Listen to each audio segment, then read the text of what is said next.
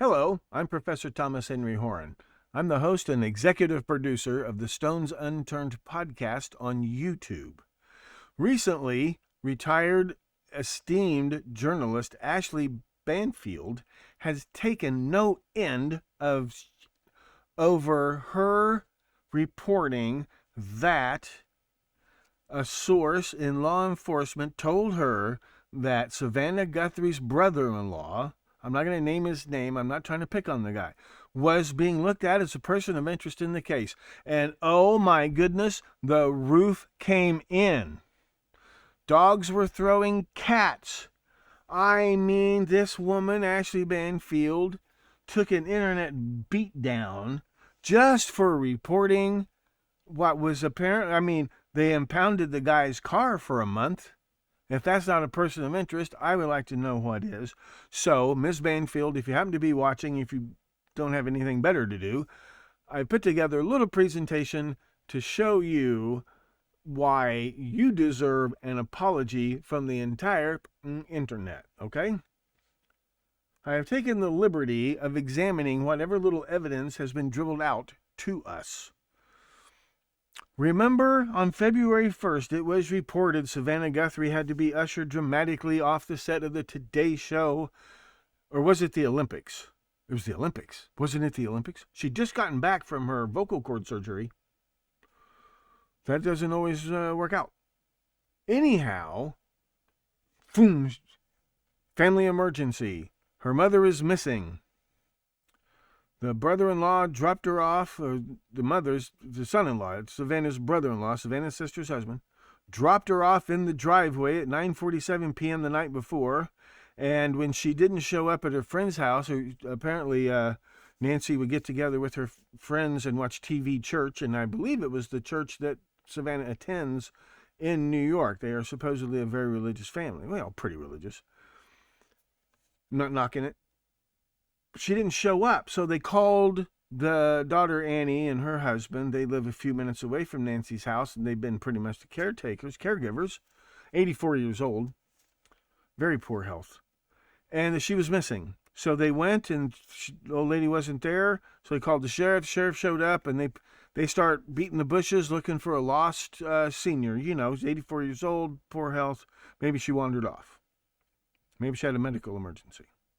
February 2nd, there's a lot of negative reaction on the interwebs, on social media. What a heartless family. They leave the 84-year-old bag all by herself, no nanny cam. There was no video of what happened, no doorbell camera video, there's nothing. The look was not good. And here we are, 10:45 a.m. Eastern Standard Time, February 3rd, we get a fluff piece. Who is Savannah Guthrie's husband? That's a good question, by the way. I won't bore you with it right now. All about corporate consultant Michael Feldman. Corporate consultant Michael Feldman invented crisis management for Bill Clinton and Al Gore. The whole change the narrative, the whole control the narrative, the whole tar the victim. Anybody comes forward, any whistleblower, destroy that person. Any reporter who reports on the story, destroy that reporter. That's Michael Feldman. He invented that. Remember that time that Al Gore claimed that George W. Bush stole the 2000 election? Remember that, the stealing elections? Remember that? He wrote that press release. He wrote that speech. He wrote that whole campaign. The time that they claimed that Trump tried to steal the 2020 election, well, it was Michael Feldman. He's still very deeply in the business. Well, that's not a good look, because this is a fluff piece in preparation for an upcoming announcement that Savannah Guthrie's getting another show. She's getting another top gig. She's going to host a game show with Jimmy Fallon based on the Wordle board game. But they can't announce this because her mother has turned up missing. And this puff piece has gone out as a matter of course. It was scheduled to go out. You know how it works. Ms. Banfield knows more about this than I do. You know how it works. This is a bad look. I mean, she's the biggest star NBC has left. You can't have this. Jimmy Fallon can't be associated with some heartless woman. It doesn't matter whether it's true or not. The public impression was bad. So we need to change the narrative. Fortunately, Savannah happens to be married to the guy who invented changing the narrative when shit hits the fan like this. We have to change the narrative. She did not wander off and die due to neglect. Something else must have happened. Well, eventually, by May the 12th, sheriff accused of botching Nancy Guthrie case dodges meeting about claims he committed perjury. So they just trashed the local investigators. They trashed the sheriff, who, by the way, could not possibly have gotten the nomination, let alone get elected, without massive support from Democrats. Savannah Guthrie of Tucson, Arizona, her husband, Michael Feldman, still a top Democratic Party consultant and operative, and, of course, Savannah's good friend from high school, apparently, Senator Mark Kelly. He could not have gotten elected sheriff, and he couldn't keep his job now without support from those people. But here they are trashing him in his investigation. He just completely blew the whole thing. He overlooked glaringly obvious evidence. He has perjured himself. Oh my goodness. Well, I just thought it was kind of funny that this dingleberry on the doorbell camera that we saw, we're going to take another look. I thought it was funny that he already has a top-tier TV defense attorney and crisis manager working in his camp, because that's what a defense attorney and a crisis manager do. That's the first thing they do for a high-priced defendant. They start trashing law enforcement. They trash the prosecutor's office. They get all the dirt, all the personal. You know how, you're a journalist. You know how it is. You know how this works. What's the first thing they do? They go after the investigators. They go after the prosecutor. They go after the victims. I just thought it was really gracious of Savannah and her family to offer their services, because a lot of people don't know this, but Savannah is a top-tier criminal defense attorney. What, top of her class? Or, magna cum laude, Georgetown University Law School. Top of her bar exam class, number 1. Aiken Gump. Aiken Gump defends people like Leon Black and Enron executives. In fact, those were the cases when she worked there. She's a litigator. I just thought it was really gracious of them to provide their services for free to this alleged kidnapper, because that's what they're doing. Any suspect who's arrested now on the basis of what? Evidence gathered by the sheriff's office? Well, you just completely destroyed that case.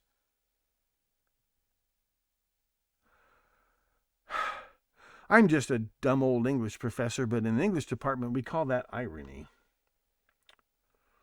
Well, you mean this investigation? February 16th, all Guthrie siblings and spouses officially cleared as suspects in Nancy Guthrie's kidnapping. Sheriff's office, Sheriff Nano's office. Is that the botched investigation that you were dragging him through the mud over? The investigation that cleared your brother-in-law? We have another word for that in the English department. Oh, what a tangled web we weave, counselor. What does this have to do with Ashley Banfield?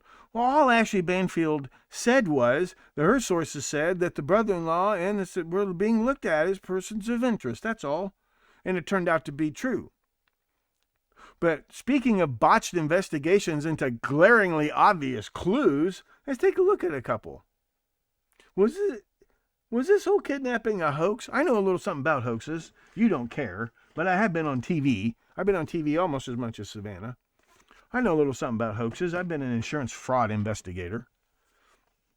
I've been a journalist. I've been all kinds of investigator. I didn't go to Georgetown University Law School or graduate magna cum laude, not in law. I was just homeschooled by lawyers and judges and congressmen and newspaper publishers, bankers.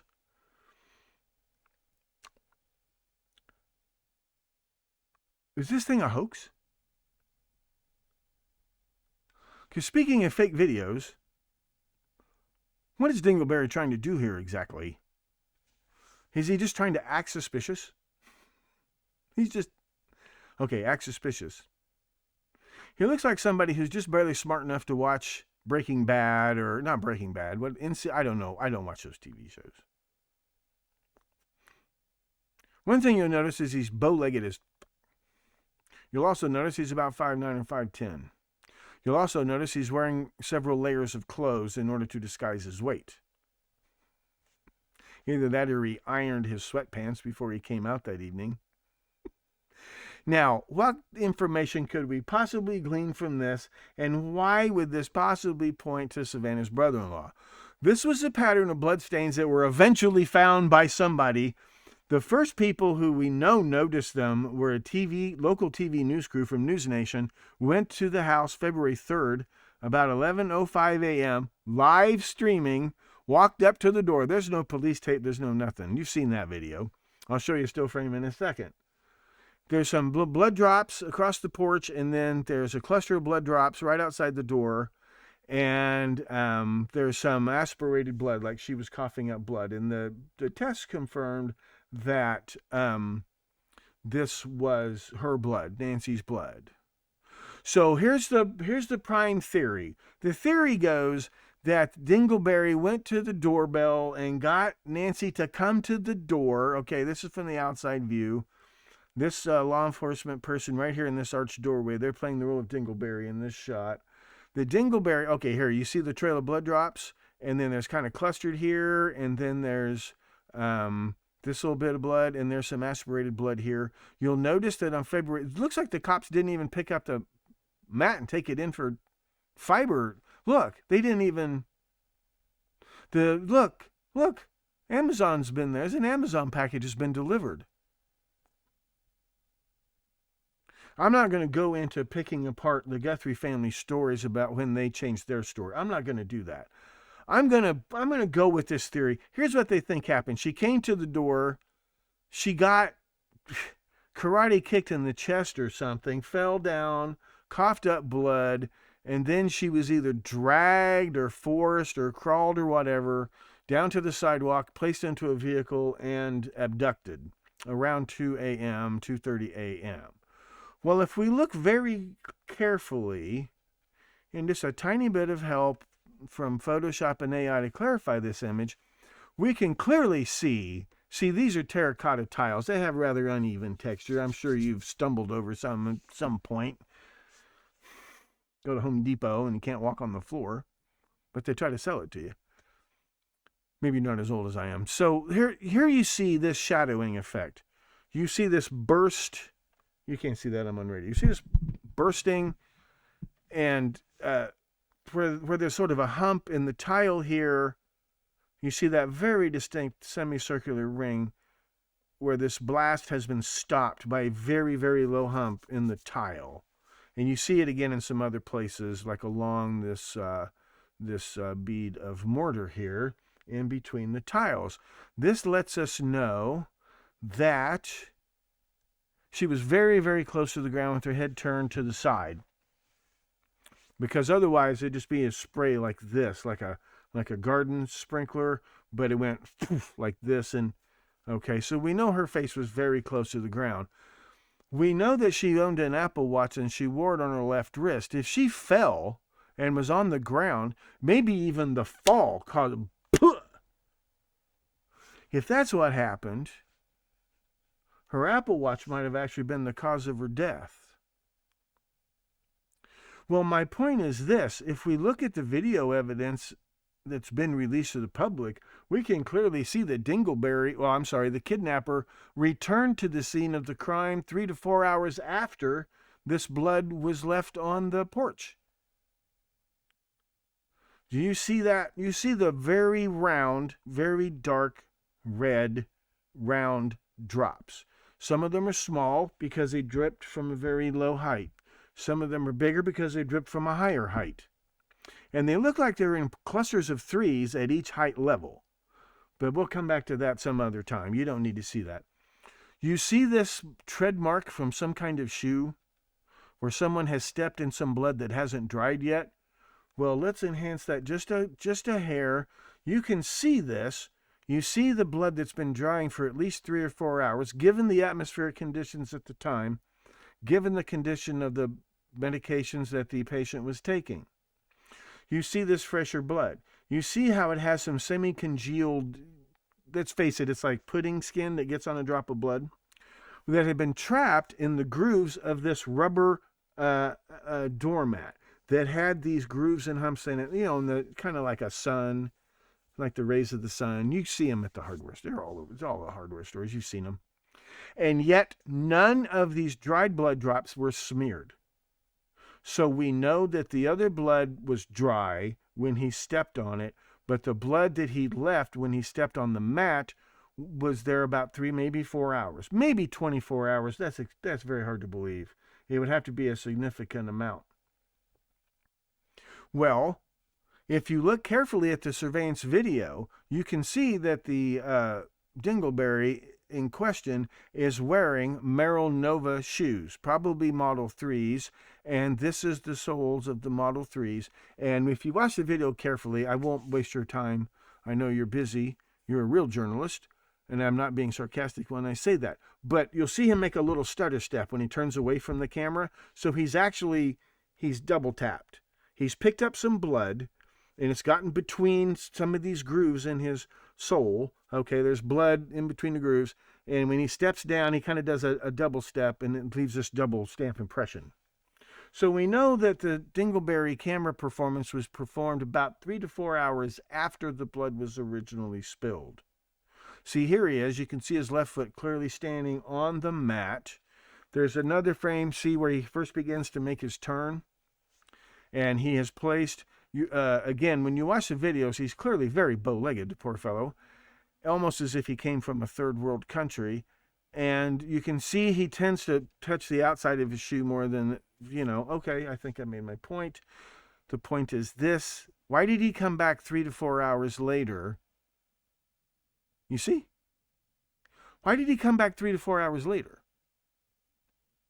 Well, what does this prove? If you freeze frame a couple more frames, if his body and his leg are in the right place to screen off a lot of that glare coming from the lights, because the camera's in night vision mode, it's picking up infrared, and blood and terracotta are the exact same color in infrared. But if you block a lot of that glare away, see, look, the blood stains were already there when he came back to do his little shtick on the video. And see, you can see those grooves in the... You can almost tell where he might have stepped in some blood on the mat. But the point is, it was already there. Now, the family released video of attending a memorial service. This is the son-in-law. He is 5'9" to 5'10". If you put an extra pair of pants on him, he'd be about the same weight. The contention is that the son-in-law is also severely bow-legged, and I'm not making fun of him when I say that, but I think it's important. Watch him walk. Watch the way he has to throw his... See, it's almost like he also has a hip problem, because he's had these knee problems since he was a child. Watch the way he throws his left leg in front of his right leg, and look at the way Dingleberry does it. You see it. You see the motion of his leg when he's walking. You can really see him just habitually have to throw that leg. There's another internet know-it-all who did an even more extensive video on this. That's a pretty glaringly obvious clue, in my opinion. Now, the shoes were Merrill Novas. The only shoes we've seen the brother-in-law wearing are Adidas. There are 2 different pairs of Adidas, so apparently he likes Adidas shoes. Okay? That comes from these videos here. Now, this is not enough of a movement to really tell, but he kind of does that. When he turns, he does, but he's a, and here's this little video clip here. These are he's a teacher. These are fun little videos they made for their students. There's other teachers made these videos too. According to AI and these old Photoshop eyes, there's this other frame where Dingleberry's not wearing the backpack and he's not wearing the toy gun in the holster. He looks like he's wearing Adidas shoes. That's difficult to prove, but it looks like he might be wearing Adidas shoes. So there's 2 glaringly obvious clues. Now, I took the liberty of doing this. I'm an experienced photographer. I took the liberty of doing this. Where did it go? That it? There it is. Now, watch carefully. All I'm checking is the proportions of the eyes, the distance between the pupils, down the triangle with the nose, and the placement of the teeth in the upper jaw. You can't go by the lower jaw because it moves. Hair, hair, hair, hair, hair. Look at those proportions. It's not conclusive, but it can rule somebody out. Let me see if we can rule out the brother-in-law. That seems to be identical. That seems to be identical.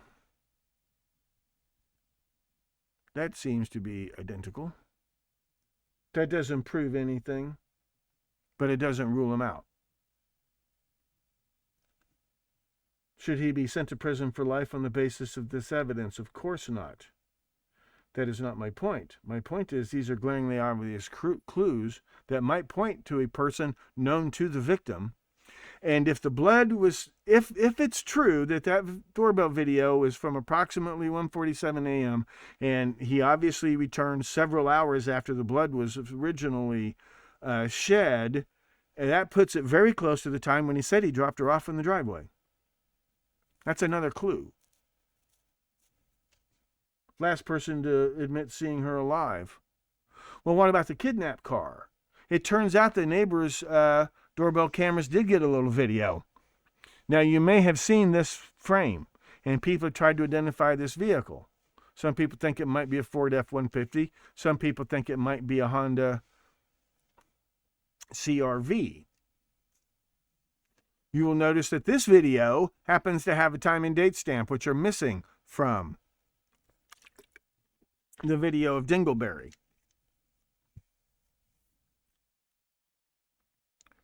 Well, there's the frame before this caught a better view. Some people think it's a F-150, but also it could be a Honda CR-V. Okay, here's the CR-V. It could be a CR-V. I have a comparison. It could be an F-150 almost. You know, depending on the timing of these electronic shutters in these cameras, you can kind of see how it might be a F-150, the electric one, but not quite. It's just not quite the same. It's just not quite the same. But there's another frame, the frame before. See, the car is coming towards the camera and then turning before it gets to the house. The car is making a turn.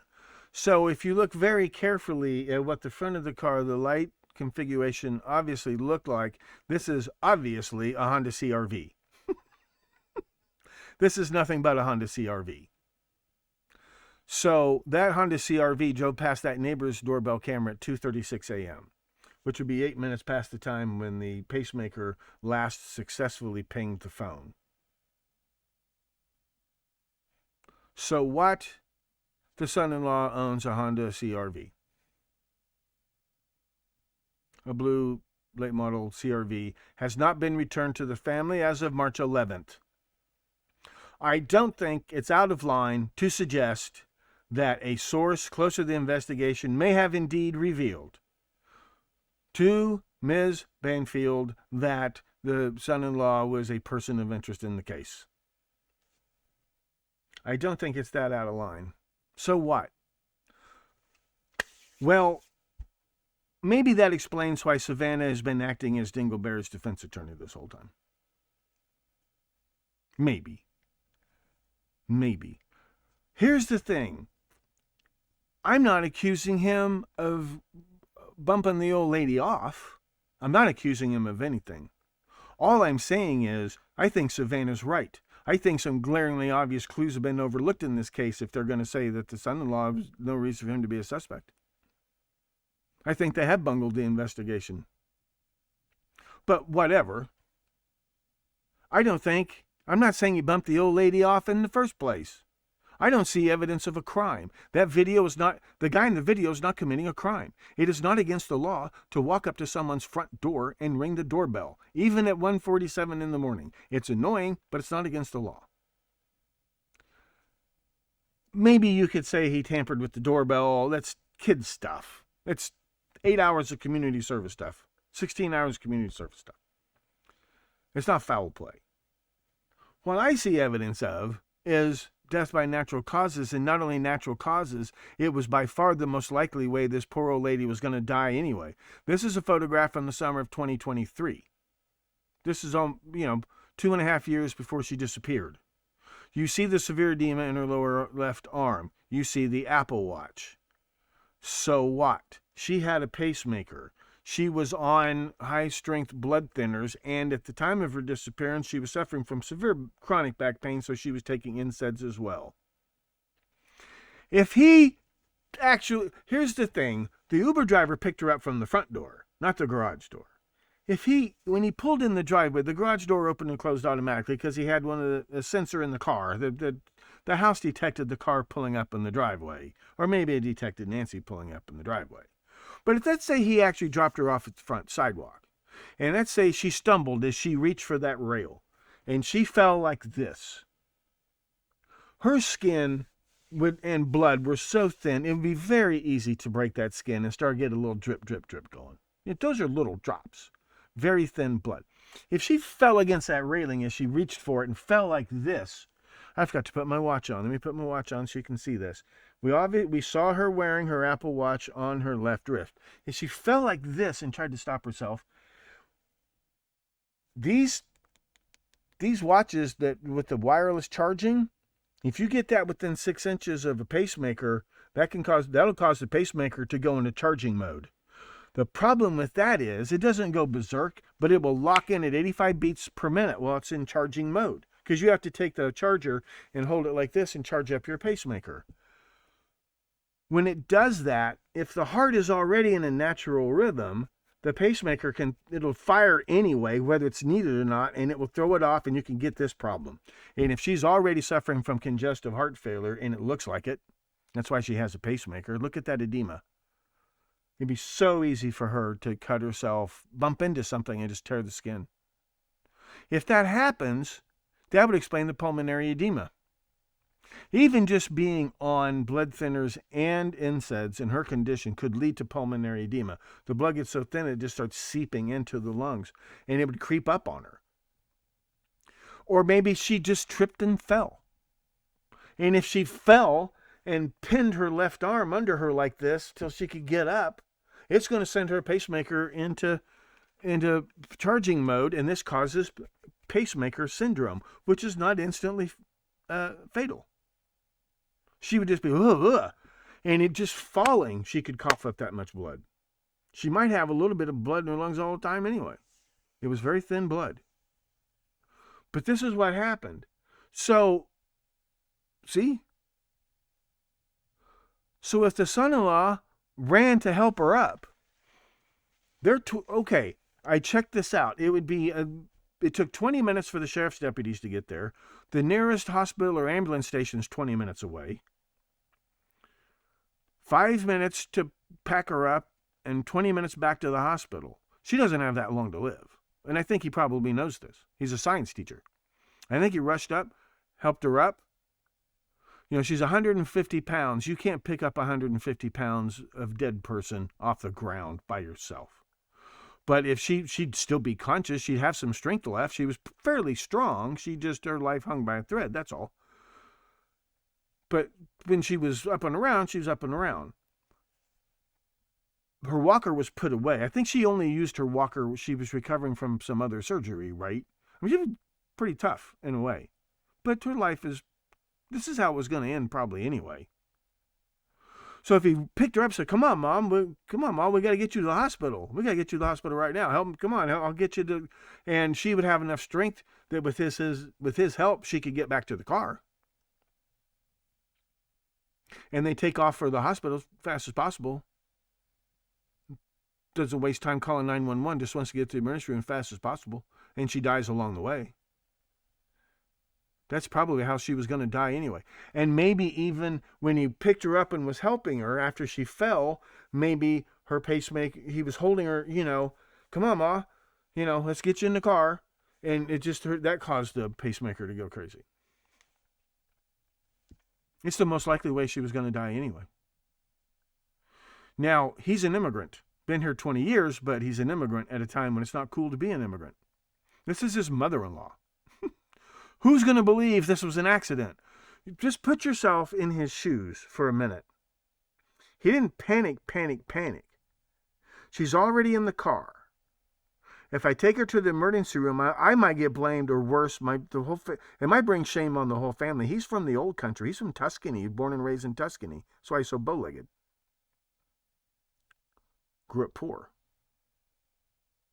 Old country, family honor is everything.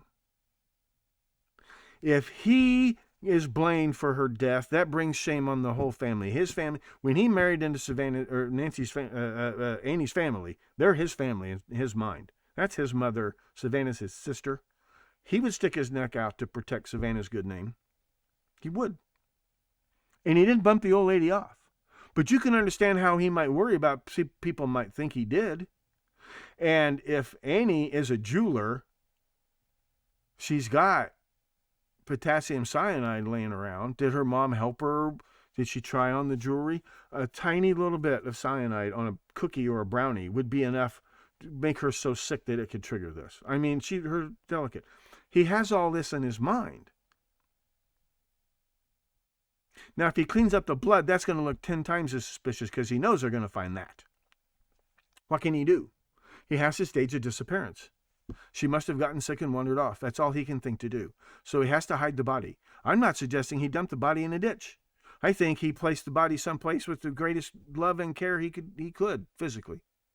I think he went to see his priest and got some holy water and did whatever. I think he did the best he could. As a matter of fact, if you're looking for the body, find out where her husband's buried and start zooming out and just zoom out and look for places, because I'll bet if this is hypothetical, if this is what happened, I'll bet you he tried to put her body as close to her husband's body as he could possibly get it. Close to his grave as he could get it. If this is what happened. And then I think this is the most likely explanation, period. Because it fits all of the evidence. For whatever it's worth, Ashley Banfield, I think you were completely justified. Because if this guy hasn't been looked at as a person of interest, I think there's plenty of evidence to suggest he ought to be looked into as a person of interest, don't you? Well, good luck. Keep up the good work, and don't let the bastards get you down. I'm Professor Thomas Henry Horn. I'm not in your league, but I'm on your side. So are my boosters. I'm Professor Thomas Henry Horan, asking you to please stay plugged in to the Stones Unturned podcast. He reads everything. Put that wherever you want it.